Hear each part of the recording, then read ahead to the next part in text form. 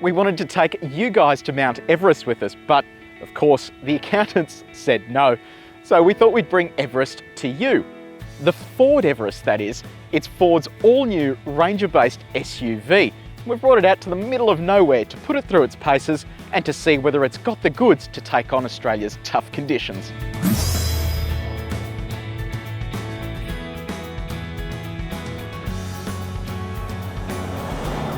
Before we head off-road in the Everest, it's worth considering what it's like on a country road, which is where most punters will be spending their time before they head down that dusty track.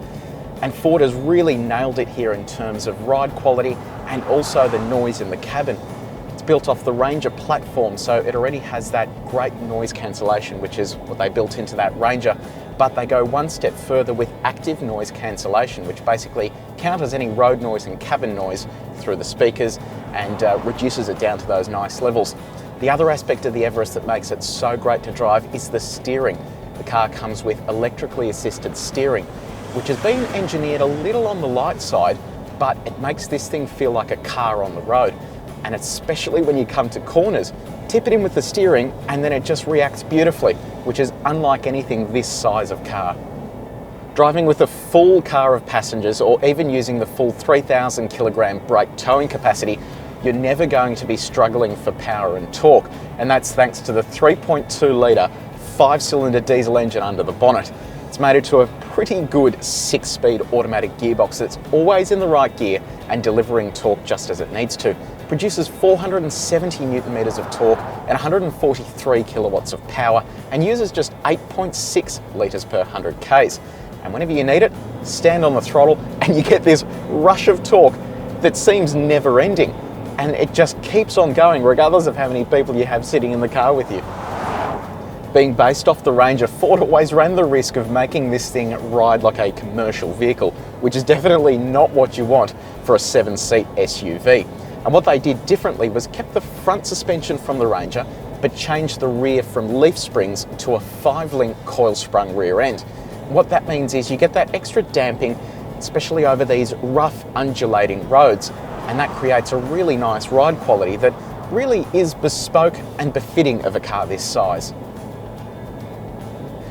Unlike the rest of its competitors, which are based off commercial vehicles, the Everest has been pitched against Toyota's Prado, which is more an SUV than a commercial vehicle, and with that comes higher pricing than its competitors. Starting off at $54,990, this mid-spec trend model that we're driving is priced from $60,990, and the top spec goes for an eye-watering $76,990, which is a lot of coin for what is essentially a Ford Ranger with 7 seats. But it does come loaded with features, and a couple of the standouts in this trend model include active cruise control, which is a radar-based system allowing you to keep equal distance between you and the car in front. It comes up with a heads-up display and also an emergency warning if you're getting too close to the car in front.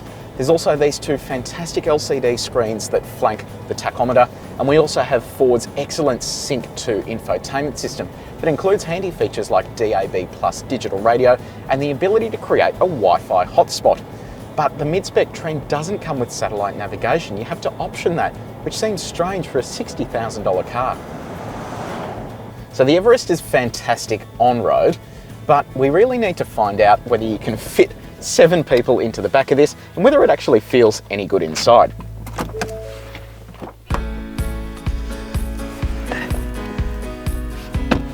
After stepping up from terra firma, you realise there's actually a fair bit of knee and headroom and also plenty of toe room as well, which is very important. The car comes loaded with creature comforts such as 4 12-volt electrical sockets, and there's also this 150-watt 230-volt power socket, so you can actually plug in your components into there like a laptop or whatever you want to take camping with you. Importantly, there's air conditioning vents in all 3 rows, and your second row also gets their own individual controls for heat and fan speed as well. The seats are fairly comfortable and come with a 60/40 split fold. They come built in with an armrest and also cup holders too. Best part is the seats slide backwards and forwards and can also be reclined as well to get that optimum seating position. Once we open the power tailgate, which is standard on the Trend and the upper spec model, we're exposed to this gargantuan boot space. inside the cabin there's 30 cubby holes with a total of 48 litres of storage space. But in the back here, with your 7 seats up, you have 450 litres from the back of the seat to the door, which is really impressive. Drop those 7 seats and that space increases to over 1,000 litres. If you want even more space, you can drop that second row to expose over 2,000 litres of cargo space. That is impressive.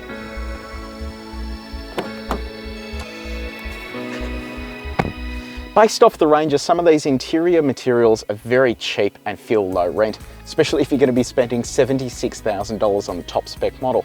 But it does come with some pretty cool features in this trend model, such as dual zone climate control and a 10-speaker stereo with subwoofer.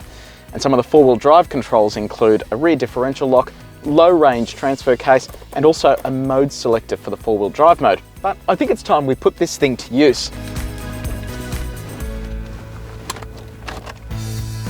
We're going to put the Everest through a few tests today. Hill descent, hill ascent, we're going to test the approach and departure angles, along with some suspension articulation. So we've got this mammoth hill in front of us, I can't even see over the bonnet. I'm going to enable hill descent control. It's come up saying that it's fine. We'll let go of the brake and then watch as the car controls it on the way down. So this is actually pretty impressive. What the car's doing now is braking those wheels individually and making sure that we're going down at a controlled rate. I have full control of the steering, which is absolutely critical in situations like this, and the speed is perfect. The issue we found with the Toyota Fortuner was that it was just a little bit too slow, whereas with this we're getting down at a nice speed. There's some off-road controls here as well that tell us the descent angle, so we're at 25 degrees there, which is pretty impressive. And to resume control, I can just tap the throttle and it will let me pick up speed again and then intervene as the hill gets bigger. So, tick in the box there for the hill descent, but let's see how it goes on the other way around. So going down the hill was no issue. Getting up it, on the other hand, could be a slight problem given this is very loose gravel and it's been quite dry here, so we're going to struggle with grip. On the ascent here, it seems pretty good. We've got a bit of pace to make sure we make it up. We've got some ruts here to make it a little more difficult as well. I've got full control of the wheel, which is important. The throttle is in the exact gear I need it to be in. And here's our first brake over. Oh, look, it's just a breeze, really. It's quite easy to do. One of the critical elements to a four-wheel drive like this is approach and departure angles. And the Everest has you covered with a 29-degree approach and a 25-degree departure angle. What that basically means is that you can approach 29-degree face front on and you won't damage the front end. So we've found a face here that's just under 29 degrees. We're going to see how we go. So we'll line it up, straight on. We just get a tap there from the underbody and up we go with barely an issue in the world. So that tells us that the breakover angle's fantastic, and it also means that the approach angle is great for steep inclines like that, so you're never going to have to worry about minding the front or the rear ends. Unlike some of its competitors, the Everest is a full-time four-wheel drive, whereas the others are part-time and rear-wheel drive most of the time. It also means you don't need to be switching through four-wheel drive modes on the fly when you're off-road. Speaking of which, it has a number of great four-wheel drive programs that really help it get along and carve up the off-road tracks. You have a manually lockable rear differential, so you press that and the two rear wheels will get equal amounts of torque. Gives you a bit of extra traction when you're trying to get out of mud, over ruts. You also have a low-range gearbox, which is handy for things like steep hills and other situations where you need a high torque multiplier to get the car moving. There's also this active mode selector that allows you to switch between several different driving modes for off-road. You can go to mud ruts, you can go to snow, you can even go to a mogul setting, which will really sort of knuckle down and get it moving when it needs to. So really, the Everest is fully comprehensively fitted out with four-wheel drive kit. Over some of the more rough terrain here, that coil-sprung rear end really shines on the Everest. It soaks everything up nicely, and it's hard to tell you're actually driving off-road sometimes. It's that impressive, and it's great that it works well both on-road and off.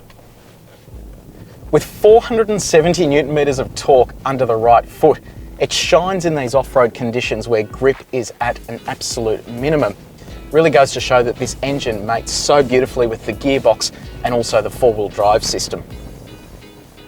Ground clearance is incredibly important when four-wheel driving in terrain like this, because if you have a low car, you run the chance of getting rocks hitting the undercarriage or even, the transfer case. It's not something that you want. The Everest is okay, 225mm of ground clearance, which is well down on the Fortuna, which sits at 279mm. But it does make up for it in terms of wading depth at 800mm, which is really a leader in this segment. Any higher than that and you need to get a snorkel, which in this case, you probably don't need it because 800mm is more than enough to get you through most scenarios. The electrically assisted steering really shines when you're off-road, and it's surprising because everyone's used to a heavy hydraulic system, much like the rest of the competitors in this segment. But what you'll find with those hydraulic systems is often the wheel will load up when you're midway through making negotiations with the wheel, and that's never handy. Whereas with this, it only requires minimal inputs to actually do what you need it to do, which is really appreciated for off-road driving. If you didn't know the Ford Everest was based on a commercial vehicle, you would absolutely have no idea. It's proven today that it works well on-road and off-road here in this rough stuff. The new Ford Everest certainly gets our tick of approval.